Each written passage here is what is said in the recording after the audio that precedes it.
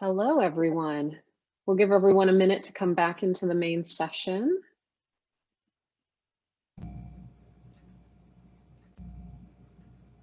And then we'll share some of the conversations that we had in our small breakouts. That was definitely, we had some interesting things that were raised in my breakout session. I'm curious to hear what the conversations went like in the other sessions as well. So I will start with a quick recap of some of the things that were discussed in the breakout session that I was a part of.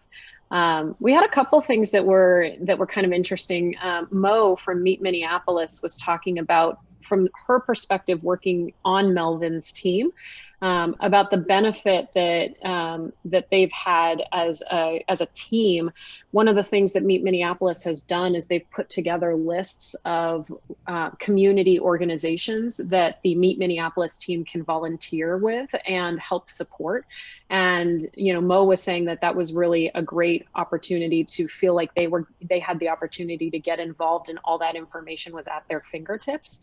Along that same lines, Michael Hogg with Visit Jackson was talking about how, kind of echoing some of the things that we heard in the morning session with Jack Johnson and Adam Sachs, that they thought that they were doing a good job communicating their value to the residential audience. And so the residents understood the value that they were bringing to the table, but they did a resident sentiment survey and found out that they weren't doing as good a job as they were thinking of. So now one of the things that the Visit Jackson team is really focused on is getting out into the community, volunteering, wearing the brand, wearing letters, wearing the brand shirts and swag while they're out there, to really kind of not only give back to the community and get involved, but also help use that as a catalyst to educate the community about the benefit that the destination organization is bringing to the table and help strengthen those relationships. Wes, what were some of the takeaways from your sessions? Oh, you're on mute, Wes. I'm always about wearing the logo wear and the swag, so I do appreciate that comment. But we had some great thoughts and ideas and things that people have been working on from Visit Champaign, Illinois. Similar to what we've done here, they started last year a group of 30 different groups and a weekly call, all different groups in economic development, health and safety, and even including their United Way, weekly calls, and really pushing out messaging and opportunities and grants and health information. And they have a 50% vaccination rate in Champaign. So, I mean, they really believe that these community coalitions have helped, and they're really looking forward to seeing how these things continue. And I know we're the same boat, right? We're like, how do we do this moving forward? Because like crisis brought us together. Now we need to figure out how we stay together moving forward. Now, and they're also working with the city on a talent attraction program, which I think is awesome. Really targeting the metro area near them on remote workers, but also even looking across the country to maybe places like San Francisco and Austin have become very expensive, and looking for a place where they may be able to relocate. So I thought that was a pretty cool idea. And they're also launching an ambassador program. Tony talked about the Beaver City Action Team, and they did grant application support. And I can tell you that was a big challenge here locally too. A lot of businesses, they don't even know what a W-9 is, right? So they just struggle through every phase of the process. And again, I think this is where some chambers really had an opportunity to serve their members and walk them through. But that was a great idea too. And then and I know Fox Cities is working on a Bring It Home campaign moving forward.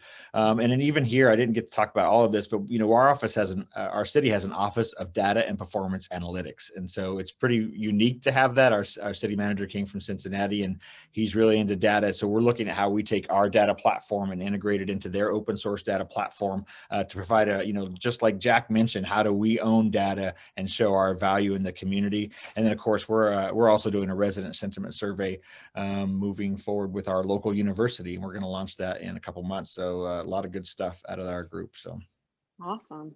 Melvin, what about you? How did the conversations on your side go? Went really well. Just a couple of highlights from that. Jennifer from Jackson talked about the fact that their team was directly involved in their COVID task force there locally. And it kind of reminded me of what Wes had said earlier in terms of getting deeply involved with city government. And I saw some examples of that, how we've become closer to our governmental units. I mean, there was certainly a time in our industry where we wanted to divorce ourselves or separate ourselves from government, but you know, government's going to always be there. So we had several examples of us, including at Meet Minneapolis, where we've become more of a trusted partner with government. I think there was consensus that awareness about the industry and about our specific organizations has been built significantly over the years. We didn't get a chance to talk as much about how to sustain and maintain those relationships, but clearly over the last year, we've become more of a trusted partner within our separate communities. Just a final quick comment.